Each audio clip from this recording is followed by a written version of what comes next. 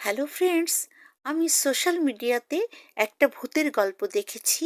সেই গল্পে এক ভূত মা ওর মেয়েকে হিউম্যান সম্পর্কে এই কথাগুলো বলেছিল। ওর কথার সাথে আমার নিজের কিছু কথা মিলিয়ে এই গল্পটা মেক করেছি। এক ভূত মেয়ে ওর মাকে বলল, মা, আমিও মানুষের মতো সংসার করতে চাই।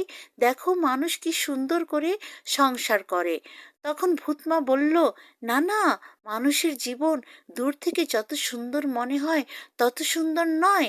যখন কাছে যাবে তখন দেখতে পাবে ওরা ভীষণ জটিল।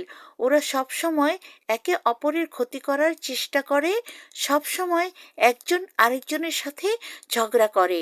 ওরা ভীষণ গ্রিডি, একে অপরের সম্পদ কেড়ে নেয়, কখনোই স্যাটিসফাইড হয় না, যত পায় তত চায়।